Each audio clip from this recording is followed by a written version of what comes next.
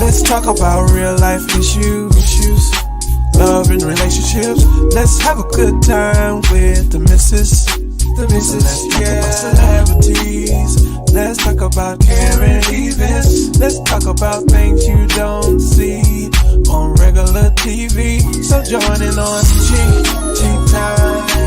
PG Time. Tune in on PG Time. PG Time. Come join us on PG Time. PG Time. You know what I'm saying? Every time I speak, I want to shiver.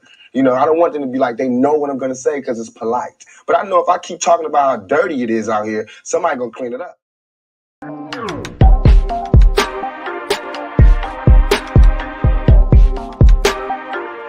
Yes, I'm about to do the show. I'm about to do the show from 2 to 4. 2 to 4 p.m. 2 hours, baby. Yes, I'm on my way. Yes, this is with the kisses. What's around that? What's around that? I pressed the wrong button, y'all. Sorry. But hey, it's your girl, the missus with the kisses. Mwah. And I forgot to put on my lip gloss too. Sorry, y'all know how I do. I will do it right here on the show. Your lips always gotta be popping. It always gotta be popping, baby. Lip popping. Hold on, let's do one more. And what am I using? Peach kisses. My peach kisses. All right. But y'all, we have a show for you tonight. Thank you so much for joining us. My name is the Missus, if you haven't caught on to that just yet. But thank you so much. The story that we have tonight, I'm honored. First of all, I'm honored. Miss Davis, who shares the same last name as me. I do not know Miss Davis. Miss Davis reached out to me, and Miss Davis said, hey, Miss Peachy. That's what Miss Davis said. Hey, Miss Peachy. I said, hi. And she told me her story. She told me she wanted to come on the show. And like I said, I've never met her before. But like I tell everybody else, Peachy News, Peachy Talks, Peachy Tea Time, Peachy Hits is not just for me. It's for everyone in our Black community. That's what it's for. Anybody can come on. Anybody can. But that's what it's for. So with that being said, we finna go ahead and get started with our show. You know we got to bring up my boy. You know we got to bring up Jason. Here comes Jason. Hey, Jason. Hey, make it do what it do. Make it do what it do. Well, what up, though? How y'all doing today, man? Welcome. Oh, I see everybody in the building. We doing our thing. How are you, Jason? Doing well, man. Doing well. Took a little hiatus from a couple things, but you know I gotta always be here on a Wednesday. So yes, I was looking for you on TikTok. Yeah, man. I stepped away for a little bit, but I'll be back this Sunday, ready to get it back in, rejuvenated energy. So would you care to just tell us what was going on? Oh, you know what? Life, man. Life. But no, this has been a busy week. May is a busy month, man. Just about every woman in my life has a birthday. So like April, I know April 1st don't really count. Well, March 31st is the beginning of my second oldest birthday. Then we move into Katie's birthday, Mother's Day, my mother's birthday, Hazel's birthday, and then a whole bunch of other family members that are all like within weeks. So, wow. You know, with all that going on, and then my mom came to town.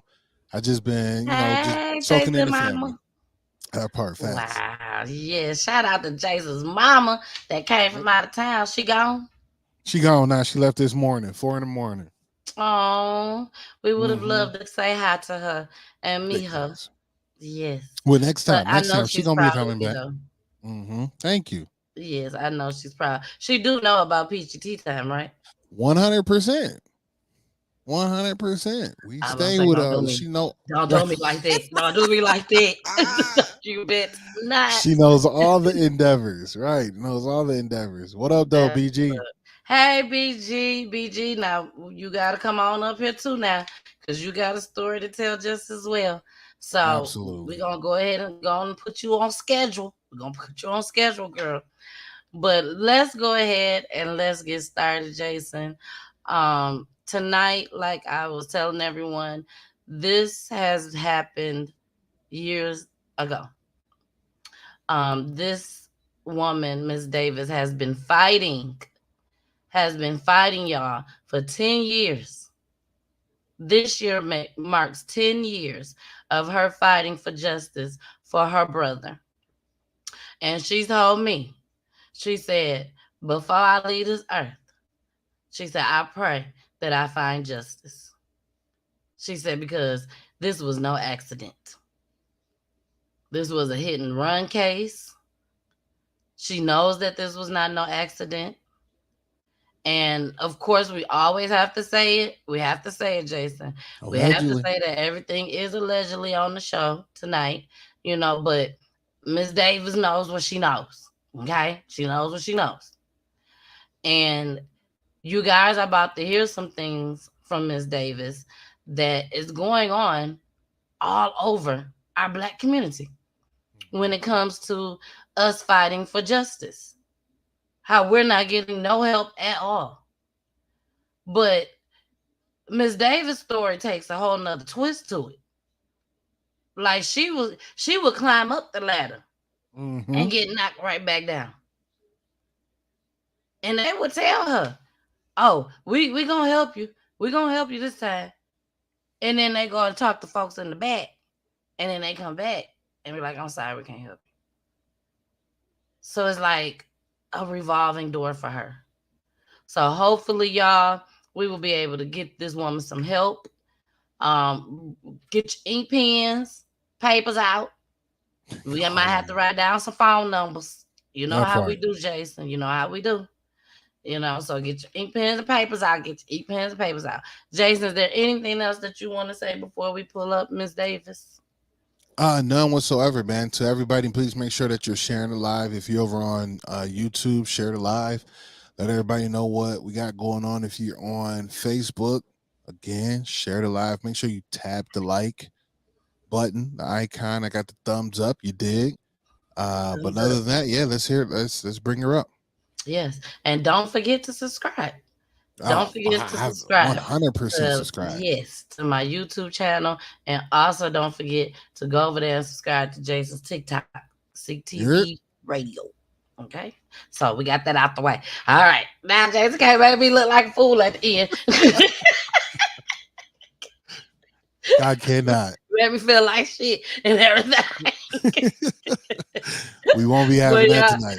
No, we would not. No, we would not. All right, y'all. We finna bring up Miss Davis, y'all. Miss Davis a little nervous, but I told Miss Davis that we're gonna make this as comfortable as possible for her. Okay? As comfortable as possible. Jason, I'm finna bring up Miss Davis. Somebody at my door. I'm sorry, y'all. But I'm finna bring her up so y'all can continue. Miss Davis. Hello, Miss Davis. How are we? Hello, everyone. Welcome to Peachy Tea Time News. I know that you got a lot to talk about today and a lot of information to, put in front of us. But first off, tell us about yourself.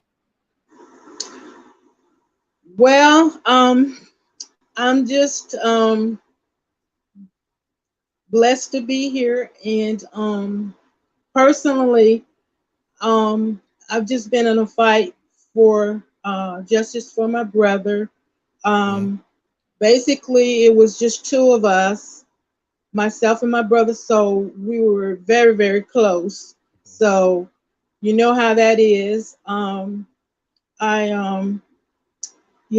don't know if you want me to. Do you want me to tell a little bit more about myself, or just go into? How about this? Tell us your brother's name and then the dynamic between you two, beyond just you guys being close because you're the only two siblings. Okay. My brother's name was Adrian Gardenhire.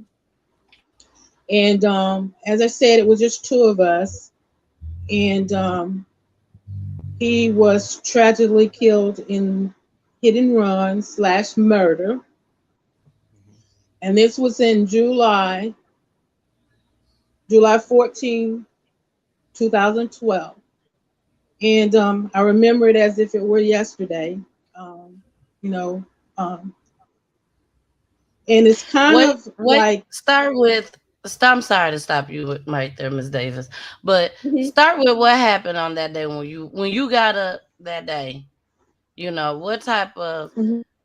did you talk to your brother that day?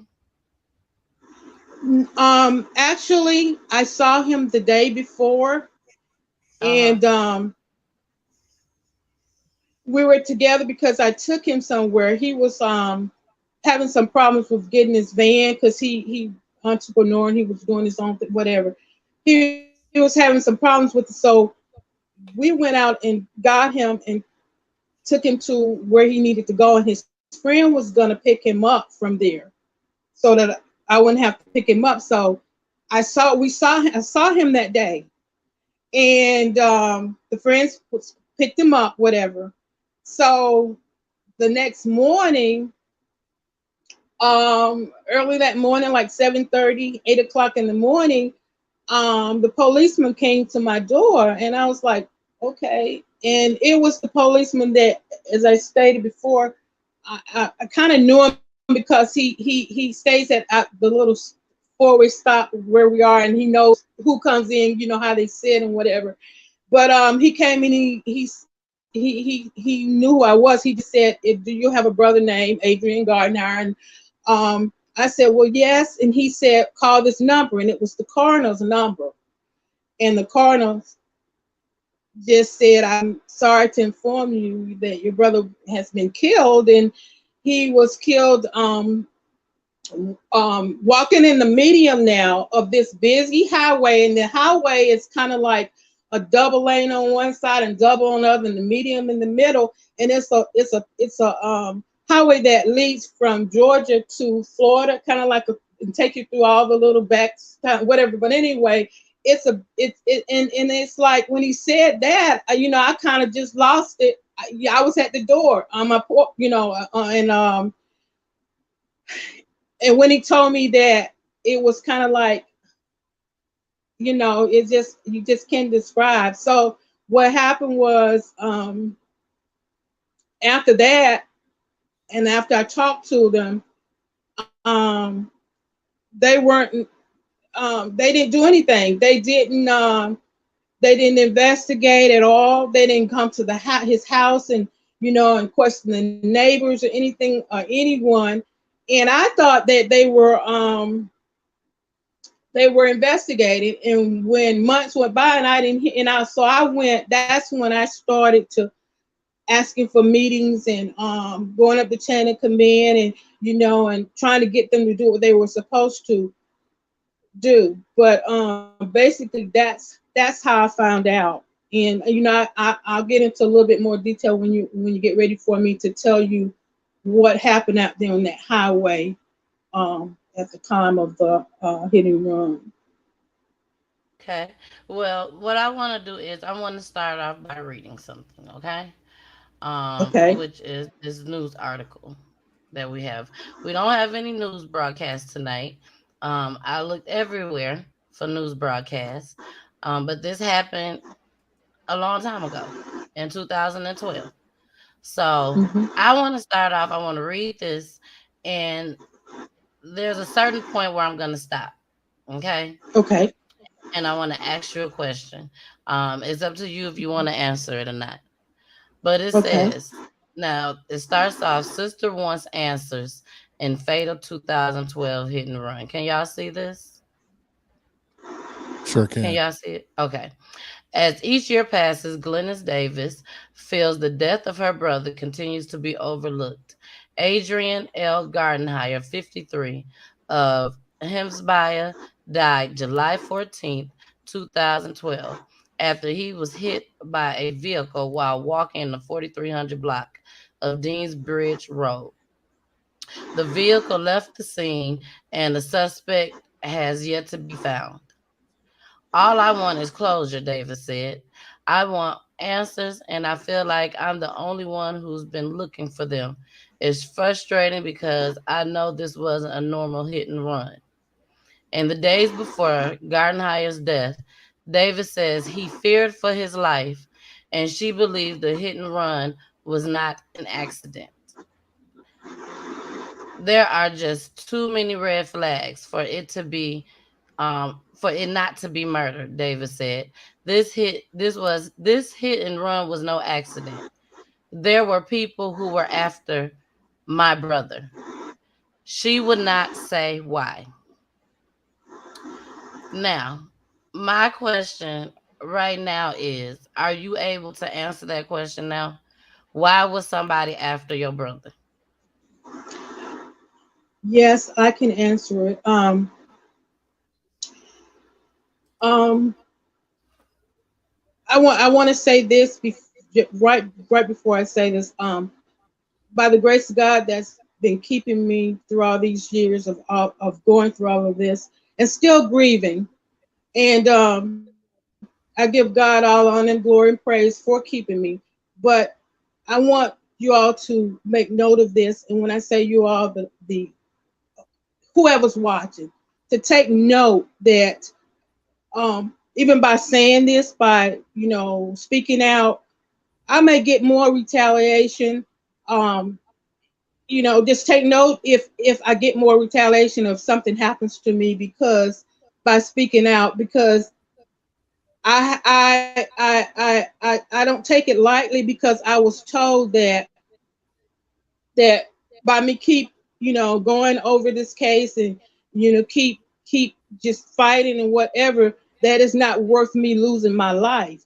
But at the same time, that didn't stop me from continuing, because I was the only one fighting for my brother. So I'm just saying that I'm not afraid, but I just want to put that out there, because they have retaliated against me through all of this. And I look at it as an opportunity to tell my brother's story, because no one else is. But there were instances leading up to, I want to say, a couple of weeks before the the tragedy or accident, they want to say accident, murder happened. And he was in a situation with a person, a young lady, and he was trying to get away from them and get them out. His didn't want them coming around anymore, or whatever. And that person was very dangerous. He didn't know that until he got into the situation. And the person supposed to have left and not coming around anymore. And a couple of weeks later, then this happens to him. And also, this person was tumultuous, just a lot going on, because my brother even brought a whole bag of papers, of his important papers, to me for me to keep, and some had been torn up and some things are missing or whatever. That was things like that what was going on. And when he would call and make a report, and they came out, and because the person had mail coming to his house in their name, and that's how smart this person was. And this person had done things like this before, but my brother didn't know. He was introduced to this person, and after all that happened, that person was supposed to have been gone. But really, the person that took my brother out,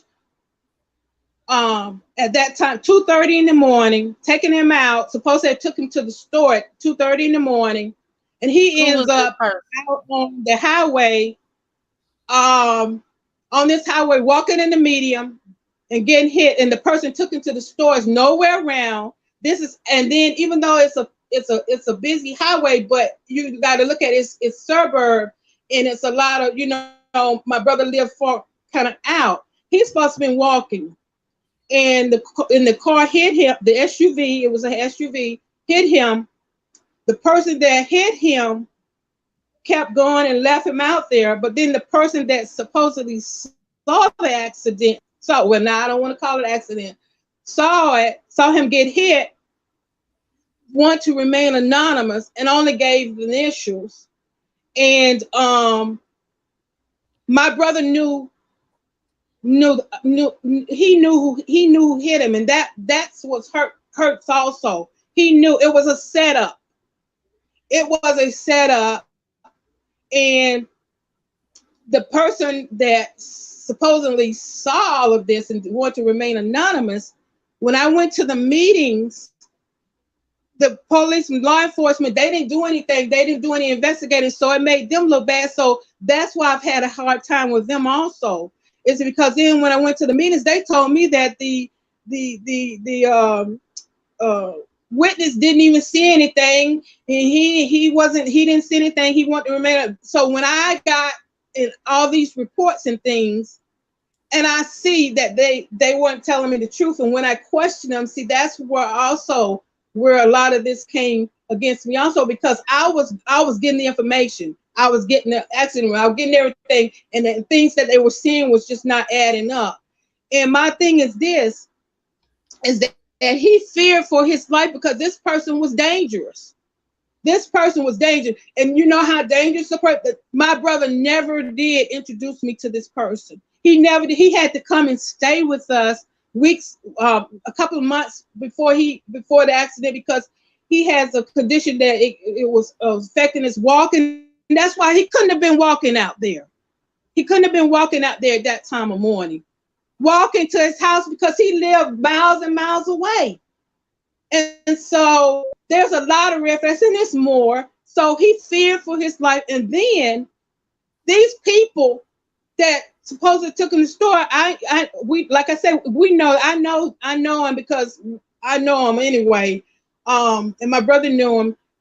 They came to the house that day and asked. They just came, said they came looking for this young lady, and then they came and said, "Oh, we just came just to see was it true what had happened to Adrian." And I'm like, well, they just came to see, to get something out, because the house was torn up. Things was in the house, so the policeman didn't even come to his house. So something happened before they took it. They supposedly got him. I don't know how they got him in the car, because he knew him, I guess, and said, "Oh, we're going to take you to the store." And so it's a lot more to it than just that. But So do you know the person? Do you know the person that took him to the store? Yes. And Okay. that person admitted taking him to the, and I told the coroner and the policeman about it. And the coroner, they were helping me at first, and then when they found out that they were friends in with the law for all this, it was a whole different story. But I know the person, and that person has been asking how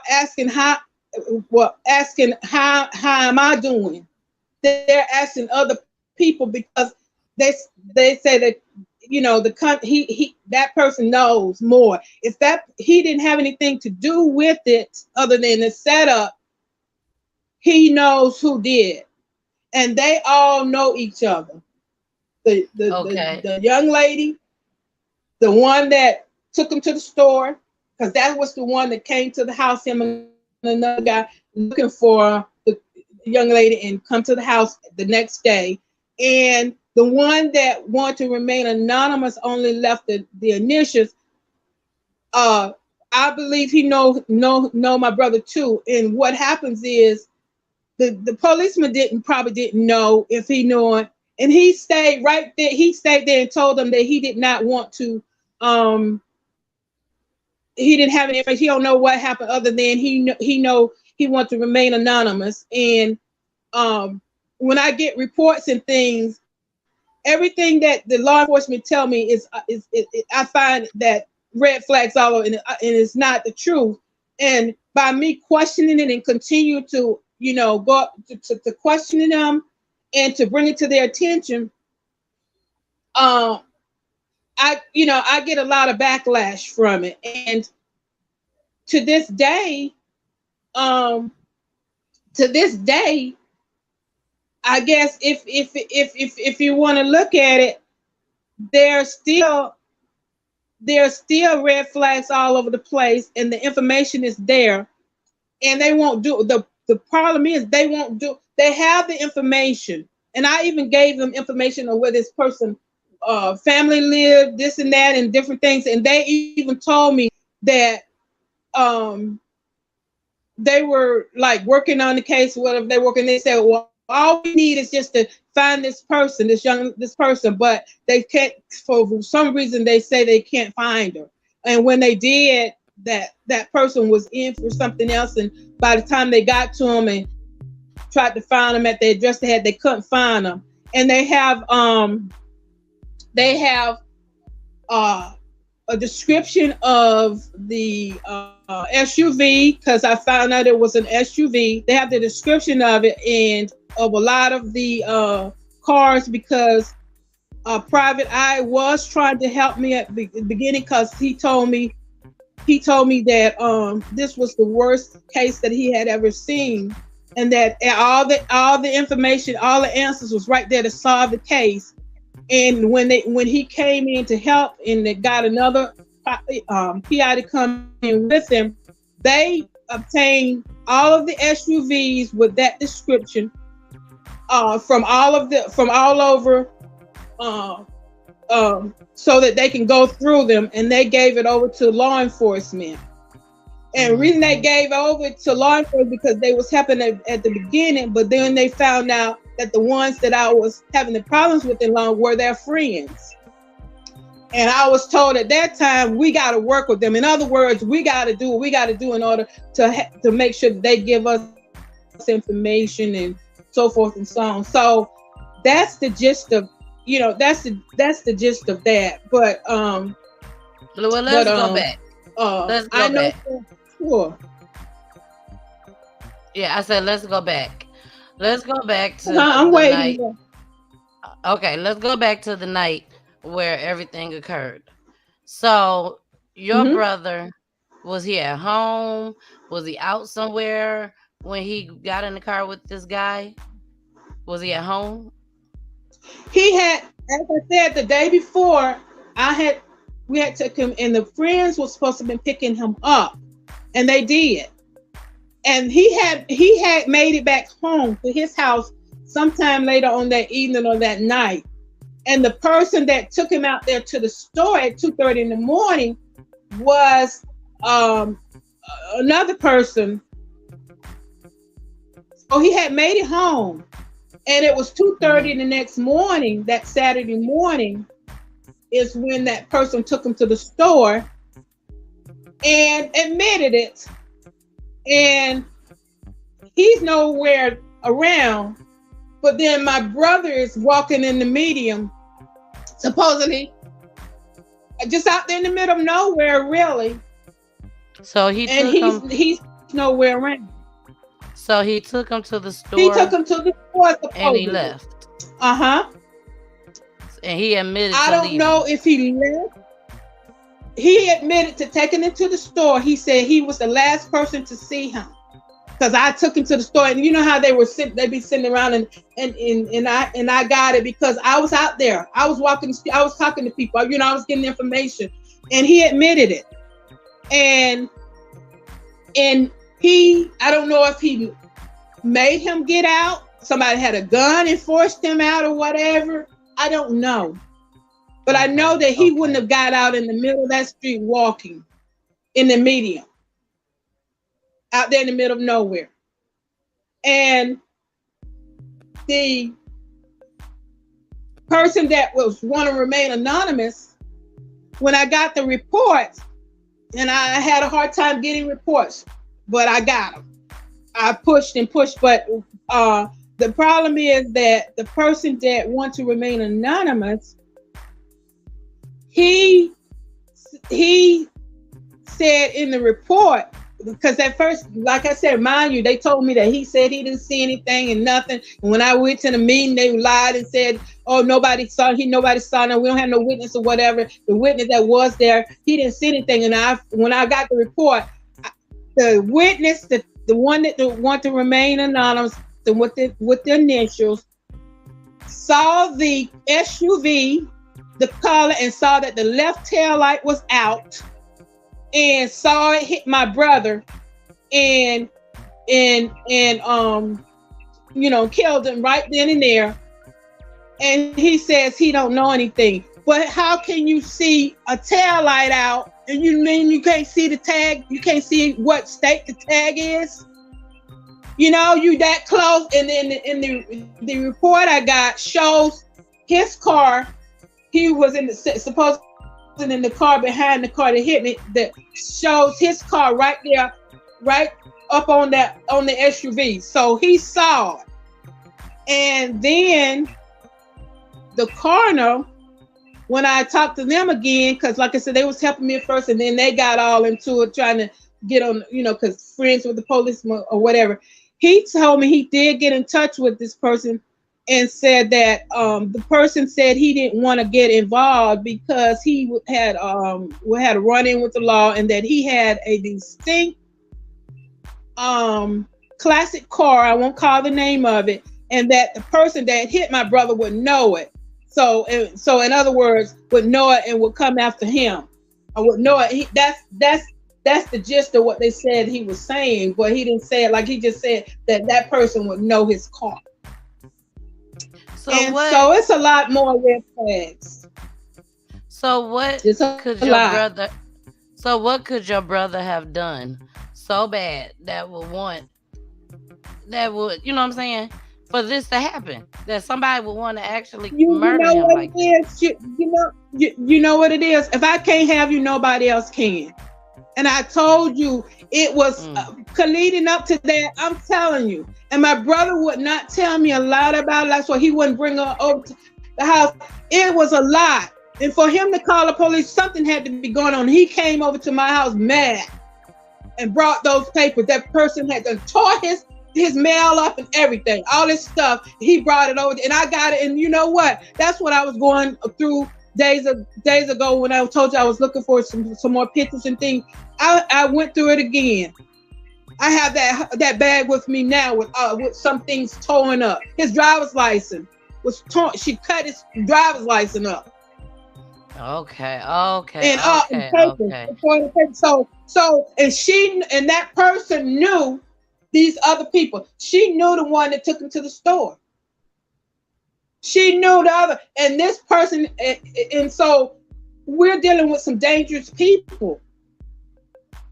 And when I went to ask questions, they when I asked them about the car and stuff and different things, people that I knew found something. And when I mentioned the initials of the person, and then they start kind of clamming up. They don't want to snitch because it's a lot to it. I'm just gonna say it's a lot to it. So when you ask that question, it's if I can't have you, nobody else can, and you know what that means when you get into situations like that. Yes. When you get into something that you can't get out of. So tell me this: you cannot get the person that witnessed it. The person that witnessed it. Okay. Mm-hmm. The person that witnessed it, that was the person that gave you the initials, correct? That was the person with the initials. And the initials, when they gave you the initials, you knew exactly who the person was. It was that young lady's initials. I don't know. I didn't know exactly who the person was, but I asked around, and I knew that. Like I told them in one of the meetings, if I saw him, I think I would know him. But by the initials, I didn't know him maybe being around my brother at some point or whatever by my brother type work my brother did or something. I would know him, but see, by him staying there at the scene too, what are we doing out there at that time in the morning? And if I were to see him, I believe I would know him. That's why he knew that the policeman would not know him. That would not even say that he knew my brother or anything. They just took it as he was a witness. But I believe I would, and I believe more so when I got to asking about him, when the ones told me, when I mentioned his name, it was like, oh, like, okay, and they were gonna give me information. Then all of a sudden because I get information that well, you know, you might not need to push these things any further and not keep investing because it's not worth you losing your life. But I still pushed on. And so the way I look at it is, I know all of them. I would know all of them. I believe I do know the one that took him to the store. And and some of these, and the thing about it, and I know the one that took him to the store well. And see, that's what hurts also. And that person has had a hard time since this, and that's the one that's been asking to see me. Well, how's she doing? They've been asking everybody about me, and I tell him to call me because I believe he wants to say something because he knew that wasn't right. But the thing about it is, I want to say this real quick. I'm hurt about that because I asked God. I said, God, I hope that you took him just immediately like that. And I said that I hope that my brother had a chance to say, God's helped me, save me, something before he left this world, because I'm gonna tell you something. People say all the time, rest in peace, or everybody that passes away, they go into heaven, oh, they in heaven now, whatever. What hurts me, I may never see my brother again. Because if I live right and he didn't make it in, I'm not gonna see him again. And people got to realize that. Everybody say, well, I'll see him again, No, some of them we're not gonna see again. And that's what hurts also. So you don't think he was living his life right? I'm saying that even he knew the way, and he knew yeah, I'm saying he was living his life right, but it comes a point to where he had been through some things years and years and years back, but he was living good life until this came up. Like I said, within the last I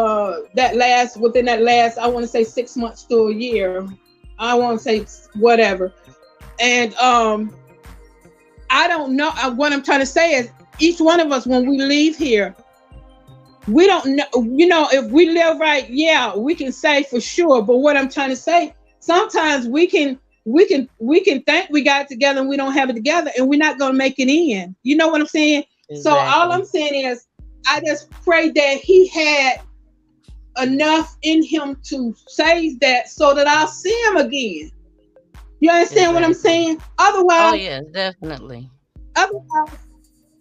Otherwise, we don't know, and we say that a lot. But that's why I say that. But I will say this: it was definitely murder, and then the law enforcement they recognized it as they said, oh yeah, this is all we waiting on. But then when I started getting records and asking for records and asking for the open records, and I got the autopsy report and all these things, because that right there showed me a lot of the red flags, a lot of things, and they were let me just go over a couple of the lists, and I know you want to ask me something, but the list of the complaints with the red flags and what they were doing is cover up involved. They have retaliated against me, and one of the worst ones they have retaliated, and I talked to you about that, is because they tried to cut off my communication. Everybody that was helping at first, then they had to cut it off. And when I went to get the open records, Internal Affairs, I went to them to do a complaint, and they became a part of the problem.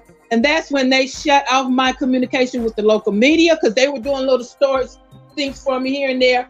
The paper, agencies, anywhere I call, like even you all. That's why they have on my number, and when you ask about the case, and so they don't want me talking because I have the truth. They falsify records. They have disrespected me. They have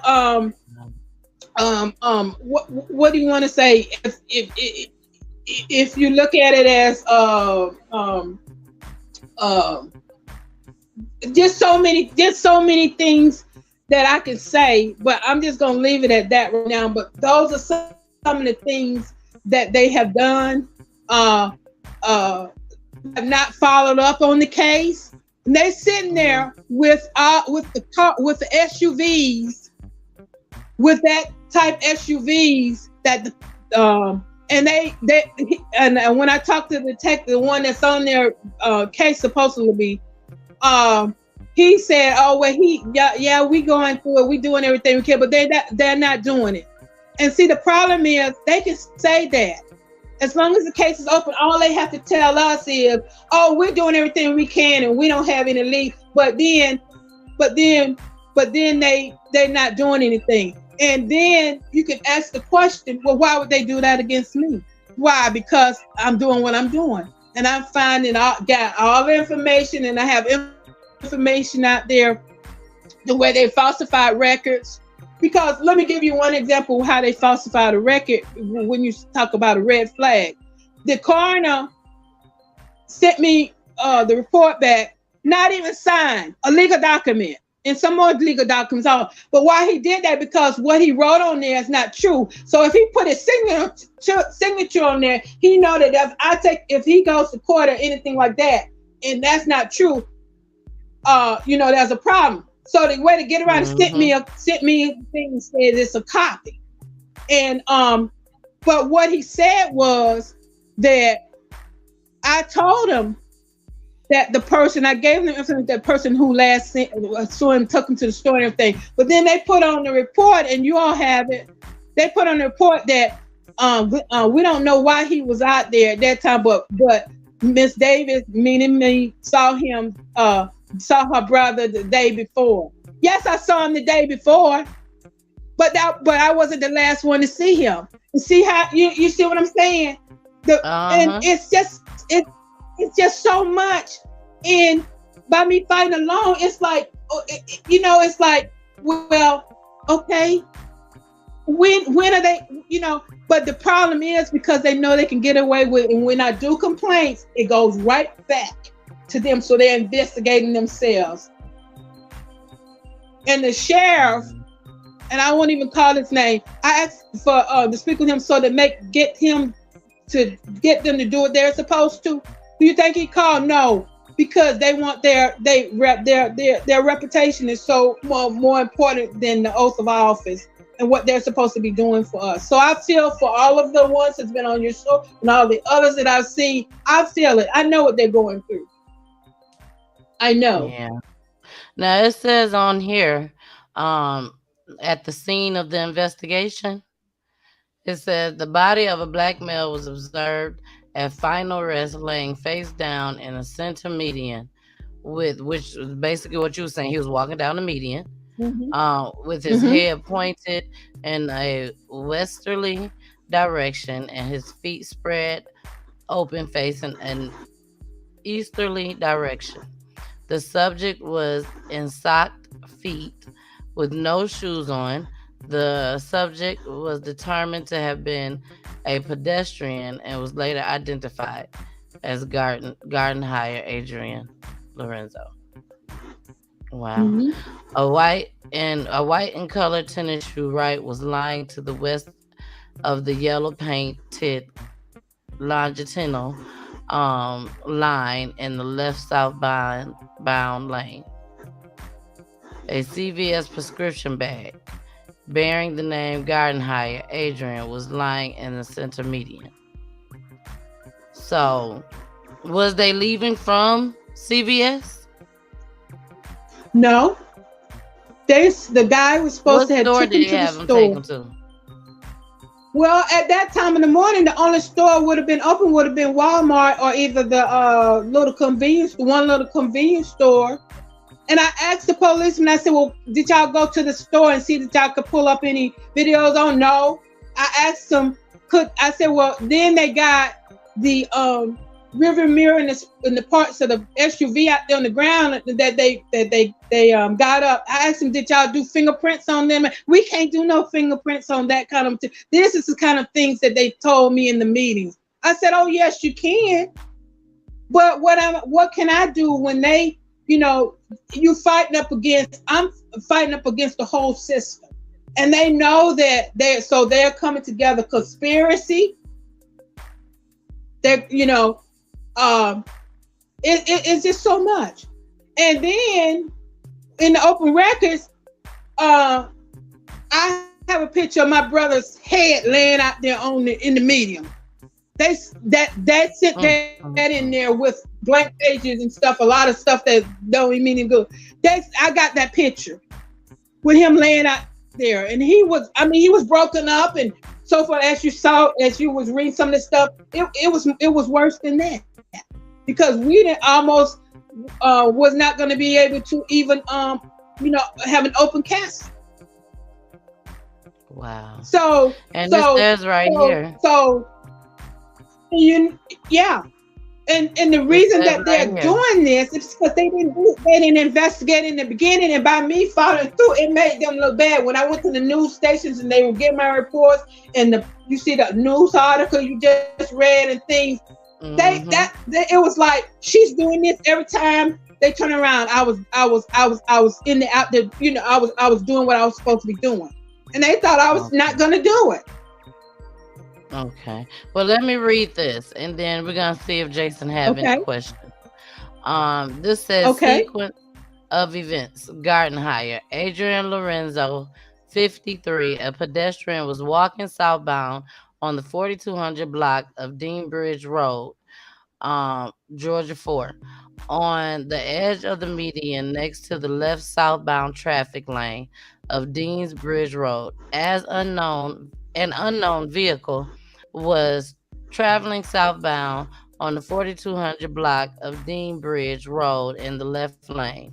A witness, only wishing to identify himself as TJ, stated that a vehicle he described as a champagne in color SUV, possibly a Ford Expedition or Explorer, which is like the picture that I showed you all, passed him at a high rate of speed in the left lane.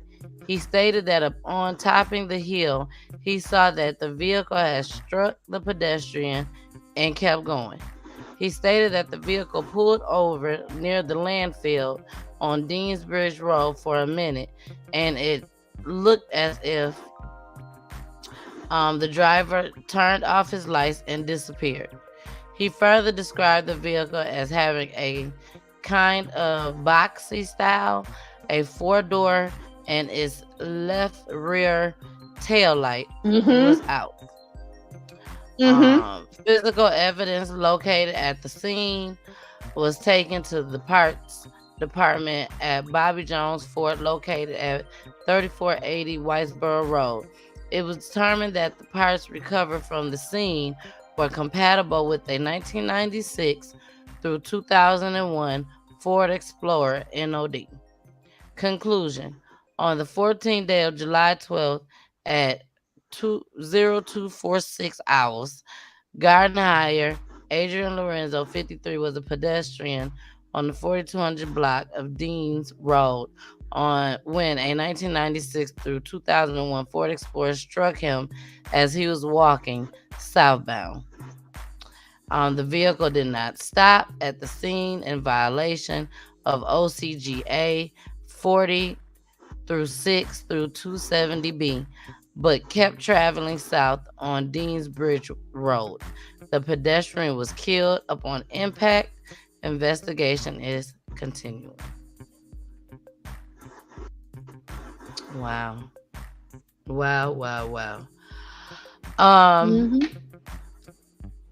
So if he saw the tail light out, you mean you didn't see the tag? Exactly. I mean, even if you didn't see all the numbers, you can tell. You can tell if what state it is. Is it a Georgia tag? Is it South Carolina? You understand what I'm saying? I understand Yeah. exactly what you're saying. Exactly. Exactly. And then they tell me that they can't get no fingerprints off the casings and stuff. Yes, you can. Some kind of fingerprints, and that would have led that back to whoever maybe was. Even if somebody touched the car, they would have said whose car. They could have found that person if they had something and said, well, whose car is this? That even if you just touched the mirror, whose car did you, or where did you see this car at, or whatever. That Jason, so how do you feel about this? I feel like they're not really putting in the best foot forward to find or bring Exactly. resolve to it. You've asked really great questions, the missus, and it kind of was the questions that I will ask to find out, the premise of like what happened, why was he out, why did he leave, those type of things, and the only person that's really going to know those answers is him and the person that he was with. So if we can't find, or if the person that he was with isn't providing information, then to me, not obviously, but to me, allegedly, they would be a conspiracy. Like they'll be a part of it, right? They know more than they want to say, which is well, they supposedly talked to the woman that took him to the store, and that's how they know that what I told them, because I gave them that information, is true. They know that. But then the young lady, that's the one they said that they can't find. Or right. That's an issue. They went to the address and they couldn't find it. And they told me at one point that's all they was waiting on was getting that person. And rather than to try to get out there, and they have people that can find in the marshal's office. They have people that can locate these people, but rather than to do that, just to fight against me, to keep them from saying that they made a mistake, they didn't do the case right, they would rather go this route and not investigate. See, that's the problem. Yeah. So they know they have talked to the one that took them to the store because I gave them that information. So they know. And they have the coroner failed to put some information on there. That's what I'm saying. If you got the coroner, the one from the court, he didn't put all the information, and some of that, what he put on, like I said, is false. But he didn't sign it because he knew it was false. You see what I'm saying? And some other records that they sent. What was some of the things that was false? That the coroner, as I stated, he said the coroner on there said that he didn't sign. First of all, that's a legal document that I requested. That's supposed to be signed, and you have the copy. If in there is not signed, that's one of the things that's not signed. Yeah, here it is, and right here. Because he knew. Yeah, and he said that I saw him the day before, which is true because when I kept questioning about it, that's when he went and changed and put on there sort of looked like I saw him that day, and he didn't know how it's in there. I don't know what he was doing out down the road, and I done told him, and the person that took him to the store, but they didn't put it in there. He want to put in there sort of make it look good that I was the last person to see him. No, I was not the last person to see him. I saw him that day before, and the reason they know that is because I told them. They failed to even ask, protocol. They did not follow protocols because they supposed to find out that the murder victim, who they was with, where they was at the last 24, 48 hours. They didn't do that, and when I questioned him, that's when he came up and put that on and wrote and rearranged that whole thing, and that's why they sent me that says copied and not signed. Because over here, because where it's not he was all at, of it's not. He was over here in the median. Yeah, that's the picture of the road with it. Yeah, it's two lanes on one side, then the medium, and then two lanes on the other. And you see us out there, it's not hardly that many houses, and he lay away from there.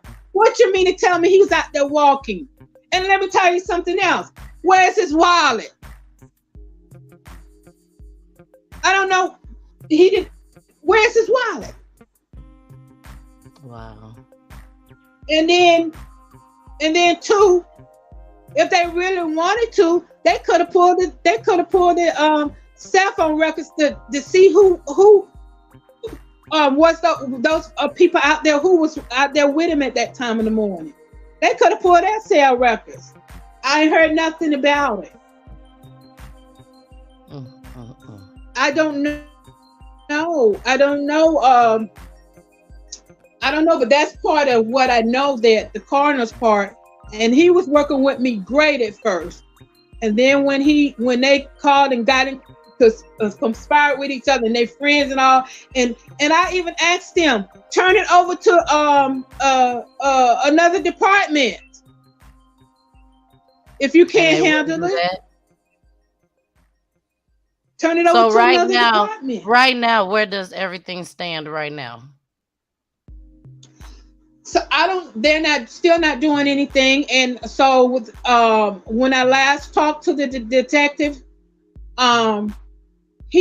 which was before Thanksgiving, around that time, I called and I said, I just want to know where you're going. Have you found a lady? No, we ain't found it yet. And he told me, well, maybe get to him and we'll get him after a while. And then I have his file on my desk right now.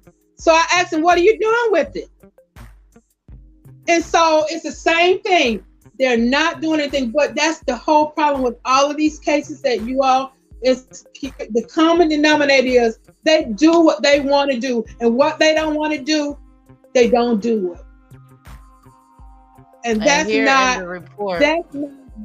not the oath that they took to what about our rights? Victims, exactly. Rights. Yeah.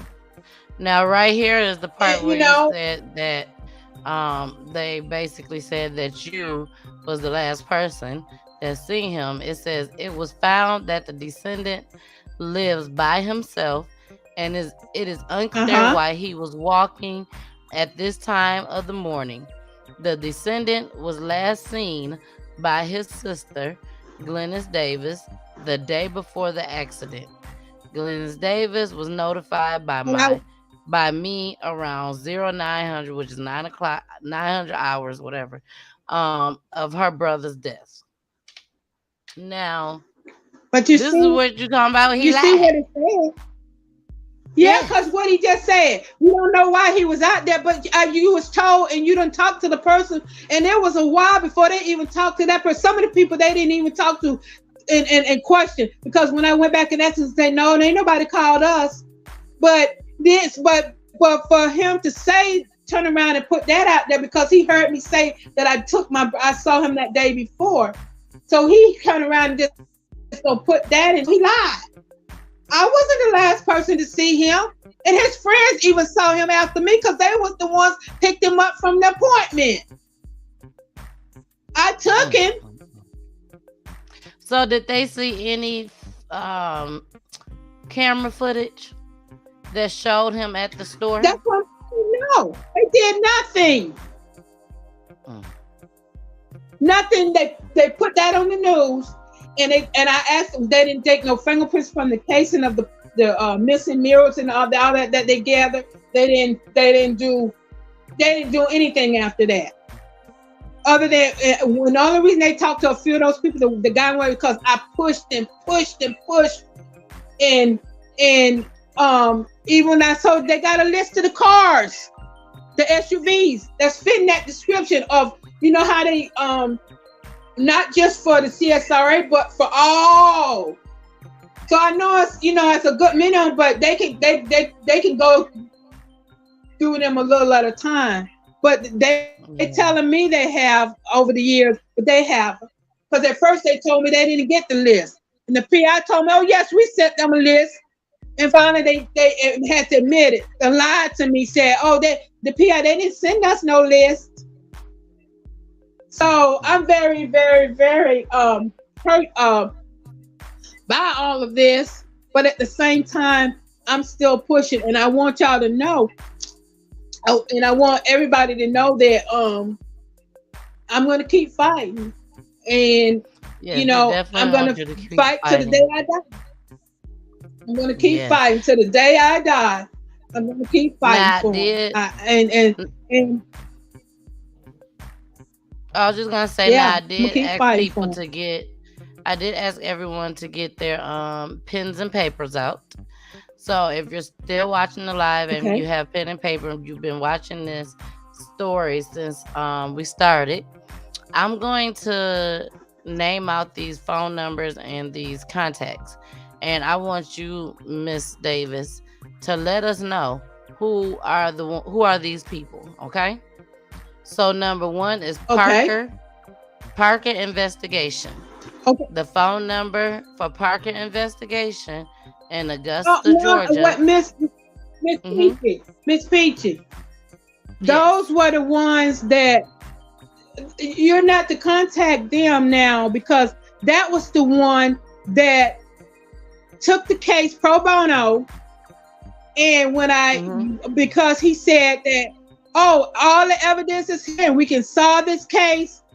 He was the one that took it, and he got another partner that had been in with the FBI but was doing PI also to come in with them to help work on it. And that's how they were able to get the list of cars legally. You know what I'm saying? And they were able to Okay. get it. But these people are friends with those in local law enforcement. And when They're he all found friends. that out, found out that they were what I was going up against, that's when they all of a sudden, well, we just gonna turn over these cars and we gonna just turn it over to them now, and because we got to work with them. So that's not a number for the call, because that's So what they did after. That is no number. And I called NAACP, our local chapter, and that's why I heard you say something on one of the shows about you, the NAACP. They did ain't do nothing. nothing either. They turned the other way. We smile. We don't have but a few. Oh And my you know goodness. why? Because I'm just gonna say it like this, and that's why I say if I get retaliated and if something happens to me, so be it. I'm fighting this cause, and I don't care. The sheriff is black. The mayor was black. The one and for me to push for them to do to get the people to do what they're supposed to, they're more concerned about their position of power. You understand what I'm saying? Rather than to Yeah, do the right thing. and that money that they get NAACP, too. okay, the NAACP, one of them is on the commissioner's office, and he told me he can get in there to see the sheriff anytime he wants, but the sheriff ain't called me, wouldn't call me back, and hadn't to this day. And the NAACP, you know what they did? They turned and looked the other way. Then I sent a letter, and it's information, the letter that I sent to Governor Deal, because Governor Deal at the time was the one when I was sending out some letters. And he wrote me a letter back, said he didn't have, I gave him a copy of these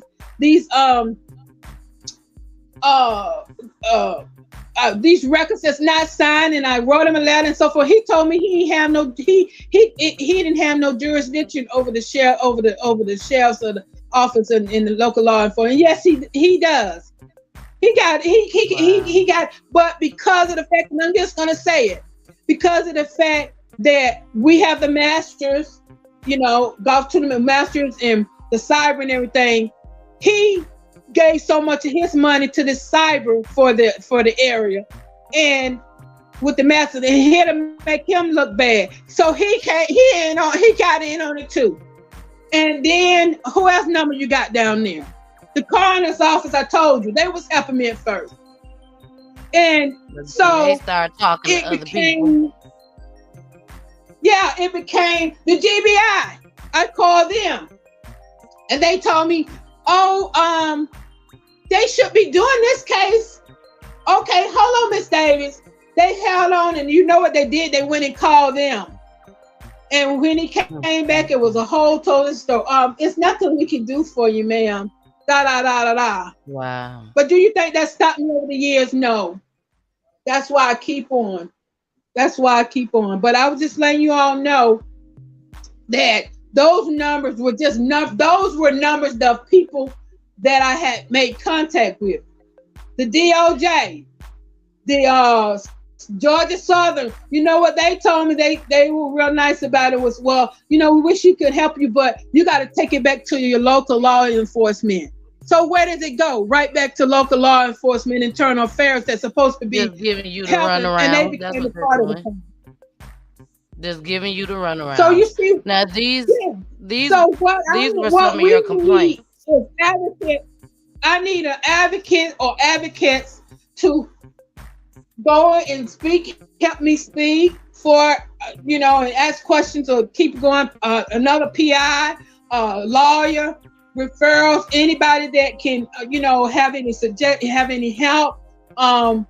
Because if not, our low profile cases are not going to even get heard over the high profile cases. And you talking about, I'm just going to say something. You talking about the Crumps and the Sharpens and stuff. I called them. You know, they told me, take it back to the local law enforcement. And the Crump, you don't even get an answer if you're not high profile. And that is not right. What are we supposed to do? What Jason, are we you was supposed about to to do? say something, Jason? Yeah. I was gonna ask, and forgive, but do you think there's just enough evidence for the move? Like, do you think that the local police office don't have enough evidence to move along in the process, or do you think they're neglecting a lot of the things that you may have found?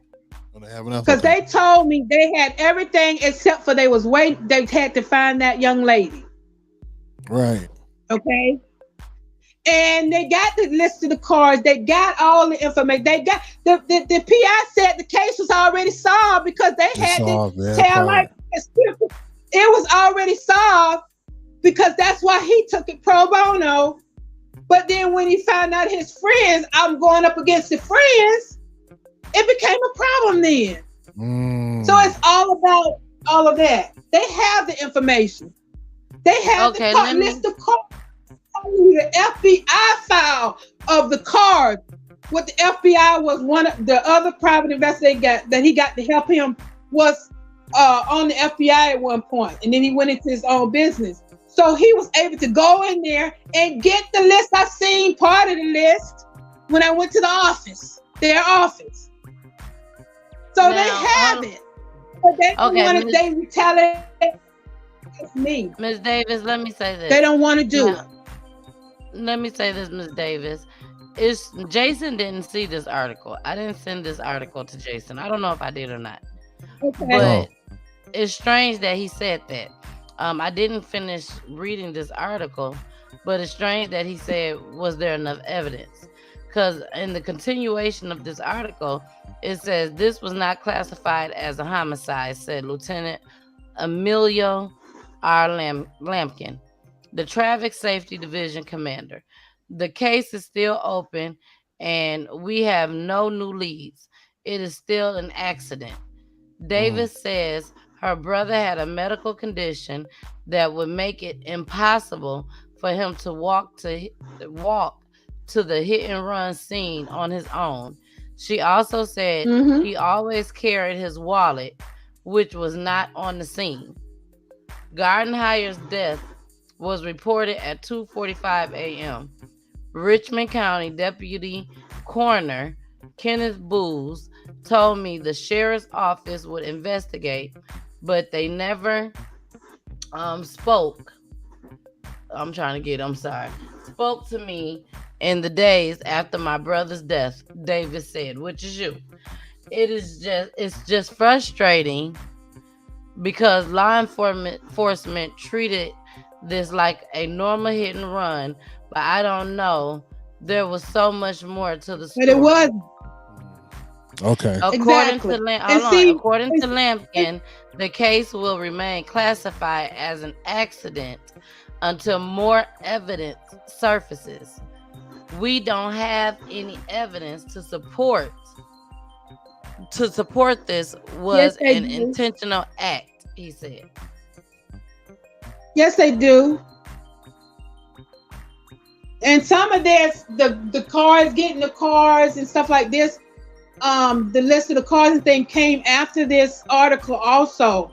So they had more info. They had all the information that the PI said to solve this case. They had all that before they even got the list of cars.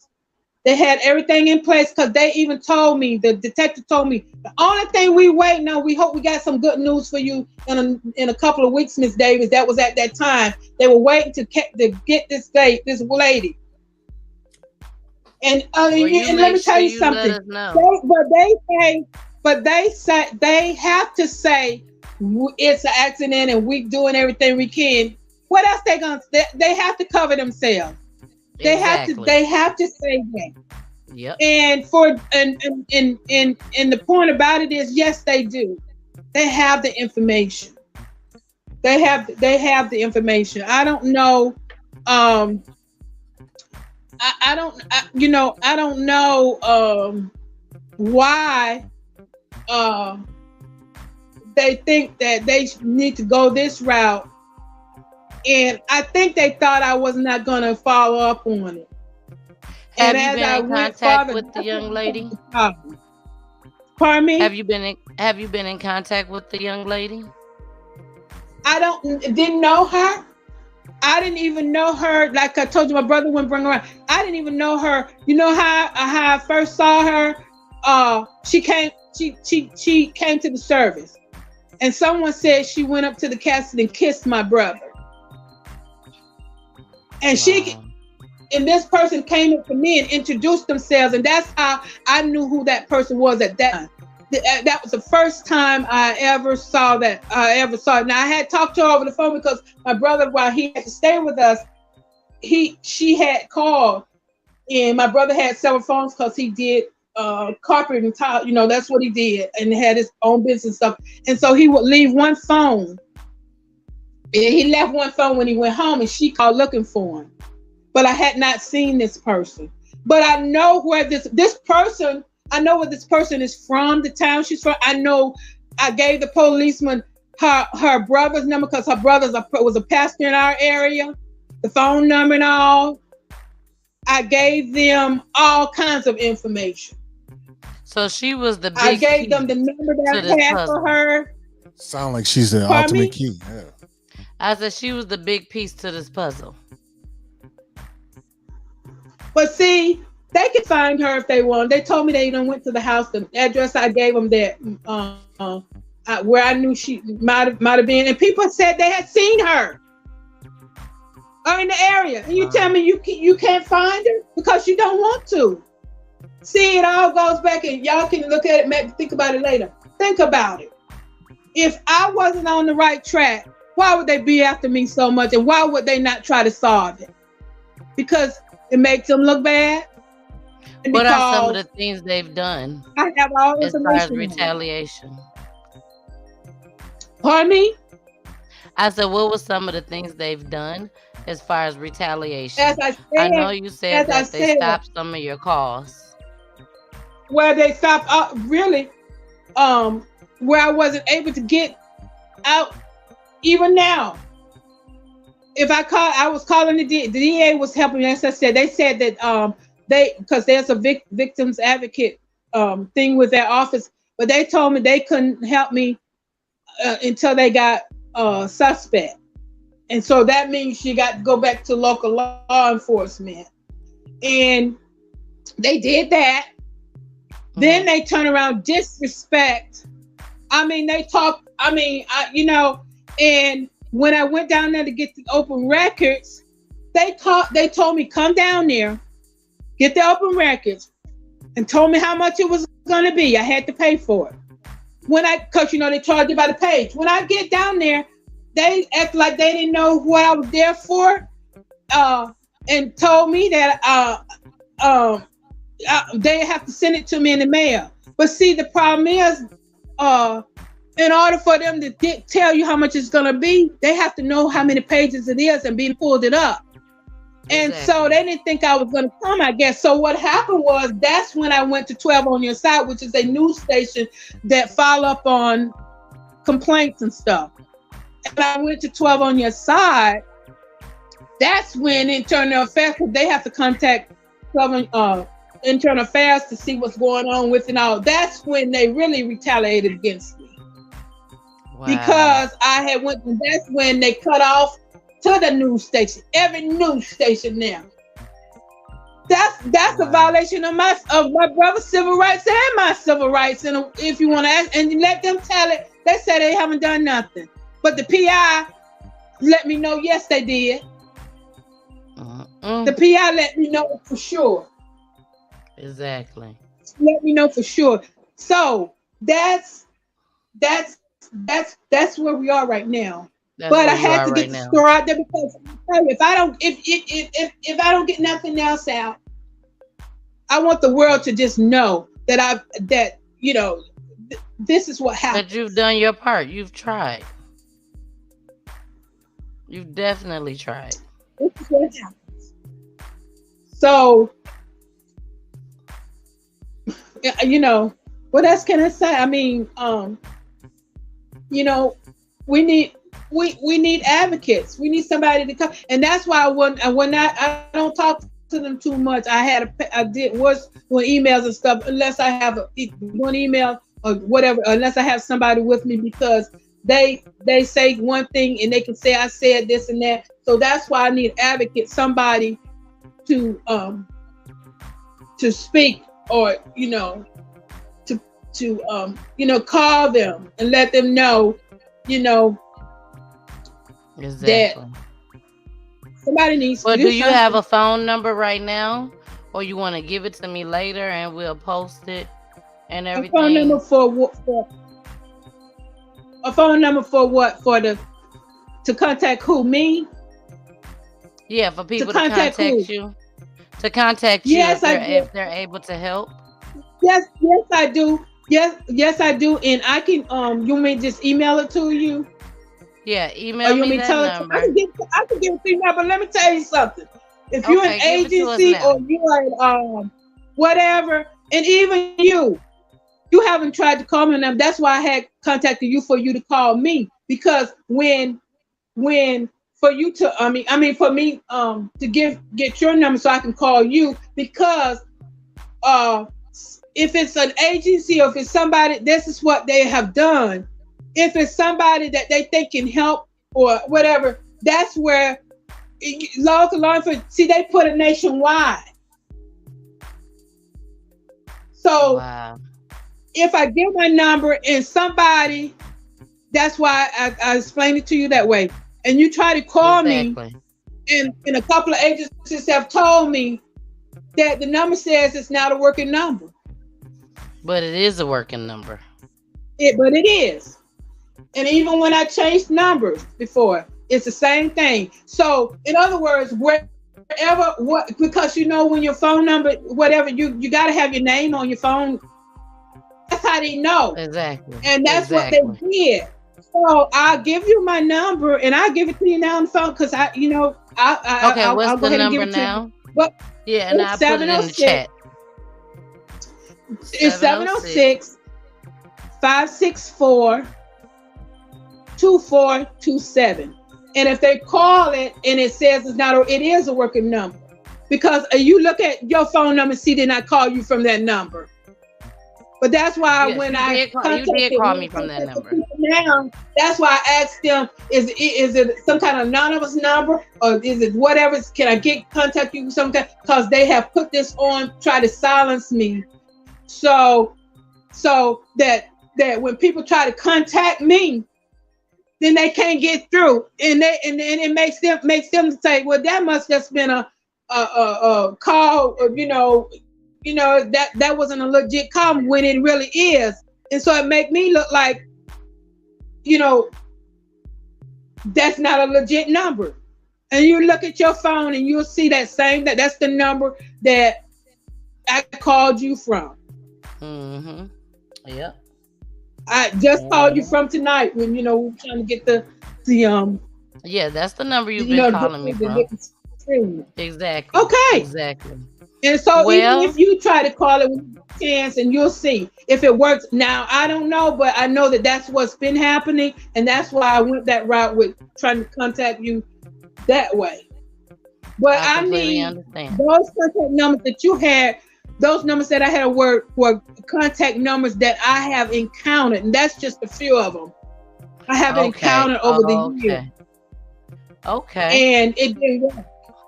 They didn't. They help for a while, and then they see, okay, we up against this law enforcement. You know, Mhm. I'm up against the system. But I will tell you this: Exactly. that even some of the there's not a whole lot of lawyers that will go against the law enforcement, and they know that. They Exactly. know They that. trust me. They definitely know it. They know They that, definitely know and it. that's why they. So Yeah. I'm like, I'm like, you know, I gotta keep on. I gotta keep on fighting, Please keep and I'm fighting. not afraid. Please Not keep fighting. afraid, and I'm not afraid. Exactly. God got you, Miss Davis. He got you. Now, Yes. before we get off of here tonight, I'm going to go into a couple commercials. And Miss Davis, when we Okay. come back, this is what I want you to do. Because we've talked about a lot of different things. When we come back, I'm gonna just have you on the Mm-hmm. screen only, okay? And this is Okay. what I want you to talk about. Okay? If the young Okay. lady is watching, or if she happened to watch this video, I want you to tell us what you would tell her if she was watching this video. What would you have for her if she was watching this Okay. video? Because she is the main piece of this puzzle. So that's what I want. When as soon as we come back, you'll see yourself on the screen.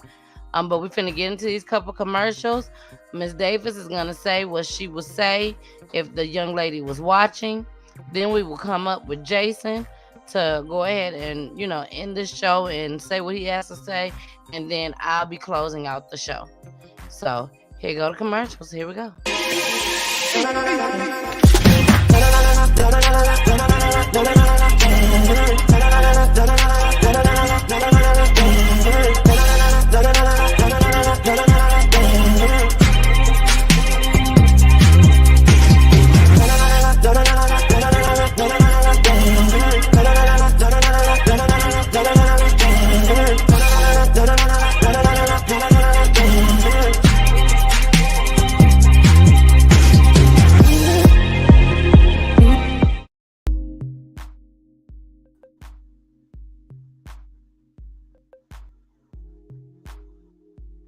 Go ahead, Miss Davis. You have the floor.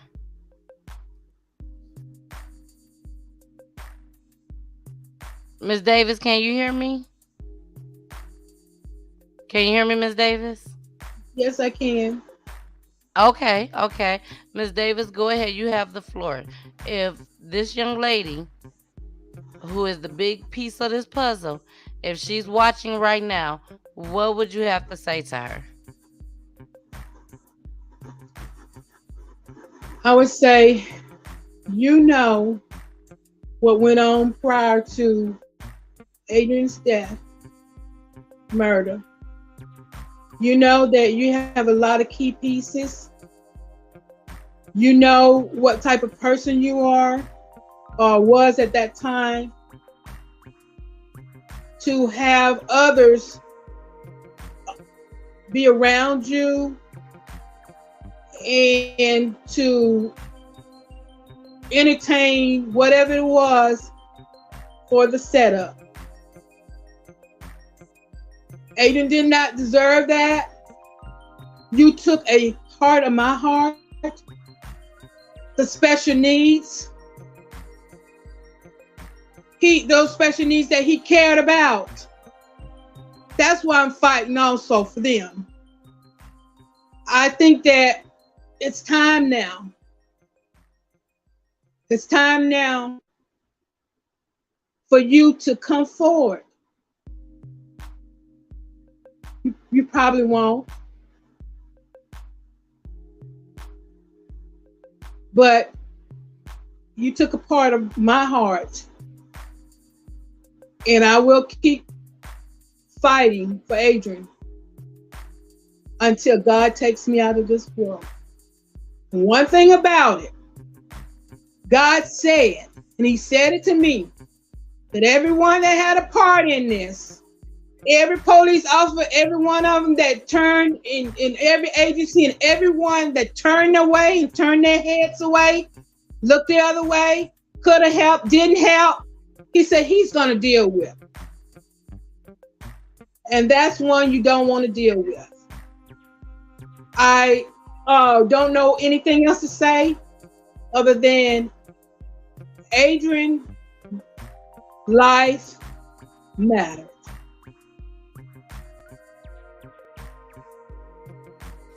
Look, man, again, you know how sometimes these stories go. For me, myself, it's not about me, man. And I need to help this family find resolve. As simple as that. Young lady, if you are out there, you are the biggest piece to this puzzle. If you get in trouble, you get in trouble. If you don't, you don't. But you need to come up with some information to bring this case to resolve. It's a shame that we have to do something like this, or this is even started. You know, it had happened. But my heart goes out to the family. 100% it does. But remember to tap in to Peachy Tea Time. Watch the show. Share the live. The numbers are all there. Everything is up here for you. And anyone that knows anything, that's seen anything more than what has been already discovered, to go ahead and you know, give your 2 cents. Right. I love you all. I appreciate you all. And continue to watch, man. Peachy Tea Time. We on the way up.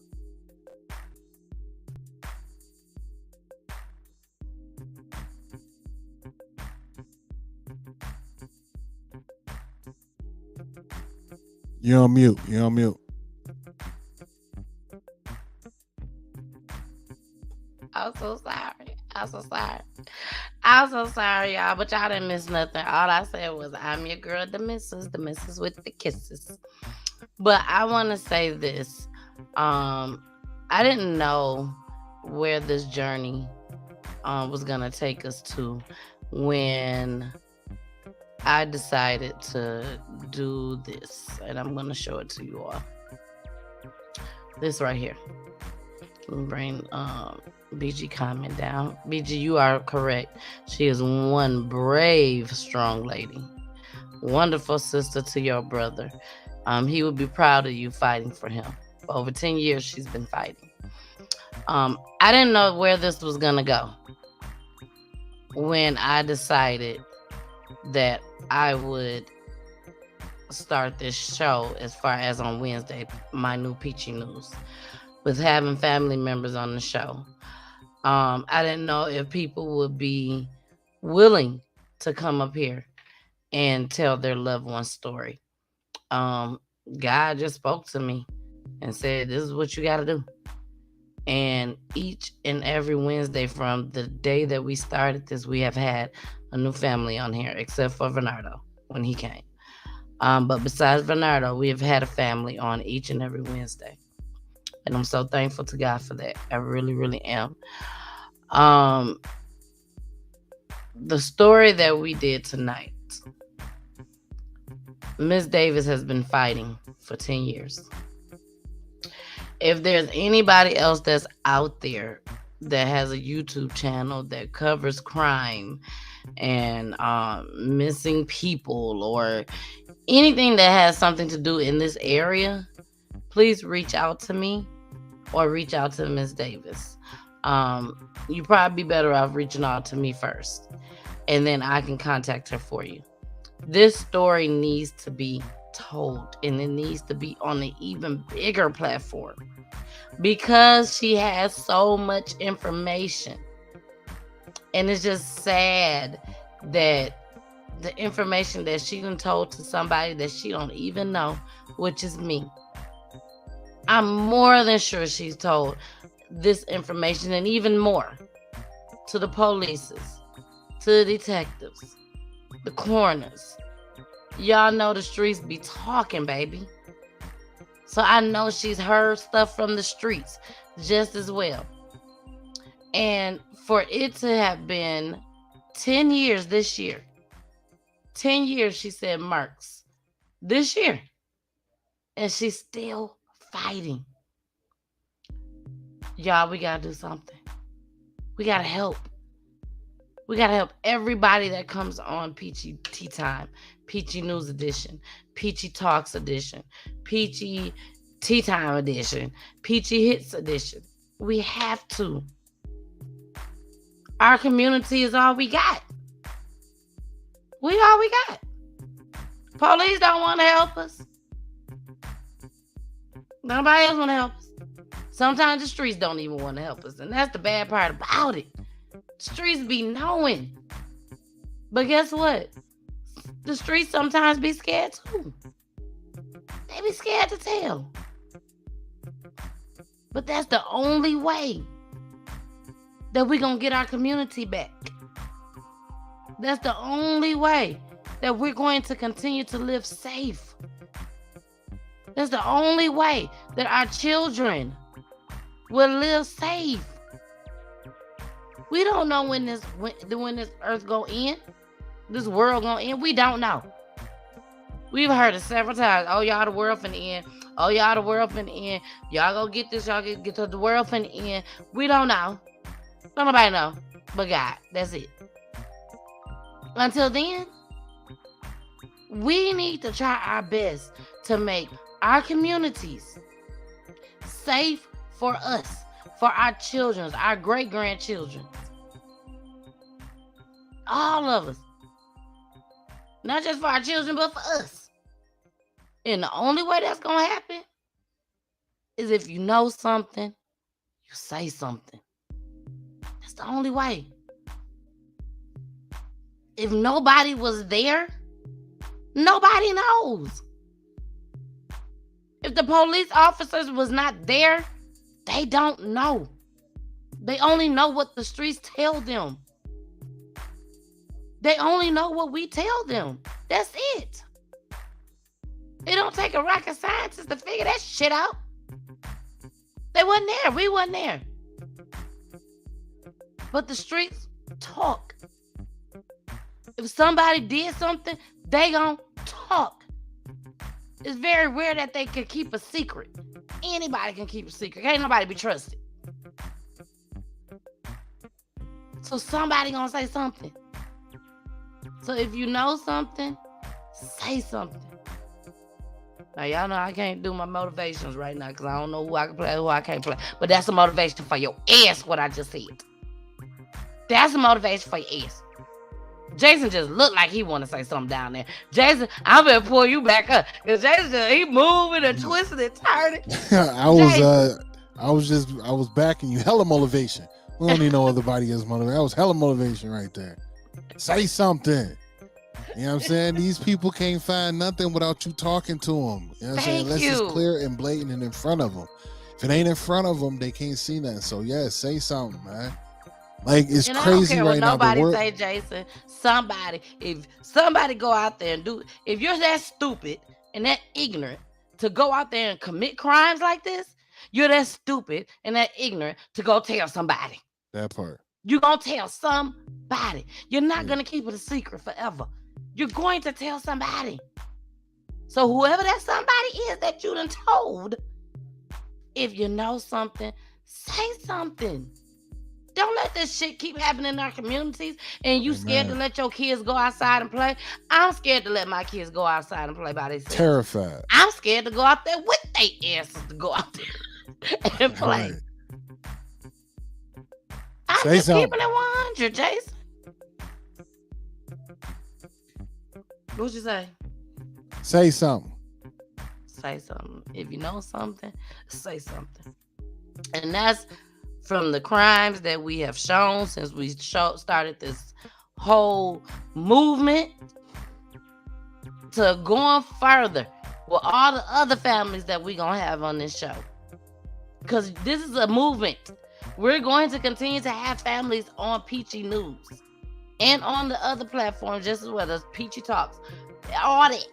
We're going to have them on here. If you know something, say something. That's the only way we're going to clean up these streets. Jason, I got to say it one more time. If the police officers was not there when it happened and seen it with their own damn eyes, they don't know who did it unless somebody say it. Now it's up to them to believe it and go further with it. But I'm telling you now, if you was crazy enough to commit these crimes and you go out there and do it and you feel like you're getting away with it, baby, I can tell you right now, God can punish you even more than what them jail cells, them prison cells, and all of that they gonna send you to out there. You can only be in the cell for, let's say, 24 hours because y'all done got in trouble or whatnot. You think that's bad? Stay your ass out here in these streets. And you know you done did wrong and God knows you done did wrong. Baby, don't get me started. Don't get me started. Right, exactly. Don't get me started. I'll just be honest. Don't get me started. But Jason, thank you so much. Y'all, please make sure y'all go check out Jason on TikTok. He running TikTok, baby. He running them streets up in there, okay? Check him out. Thank you, we out of here. Thank you for the story. Thank you as well, Ms. Davis. We love you. We are continuously praying for you. Anytime you want to come back, anytime you just want to call me, talk to me, I got a listening ear for you. Okay? I love you, darling. All right, y'all. We are out of here. Thank you so much for tuning in. Ms. Davis, don't go log off yet. We're going to say goodbye to you after we end the broadcast. So don't go off just yet, lady. But thank y'all so much. Make sure y'all tune in on Friday, baby. We got Jason. Make sure you tune in on Friday. We got a story. Oh, my goodness. I know y'all done seen the flyers out there. Terrence Roberson, a.k.a. T-Roll, from Saginaw, Michigan, who made it to the NBA, who made it all the way through high school, doing his thing. But guess what? One bad move, one bad choice will bring it all down, baby. But when God see what he want to see, he gonna put you somewhere else where you supposed to be. And I cannot wait for y'all to see this story on Friday. I cannot wait because I know this story on Friday is gonna help somebody, whether it's adult, whether it's a child, a teenager. I don't care. When I heard it, I was in tears. So make sure y'all all tune in Friday, 9:00 p.m. You never know what's going to happen.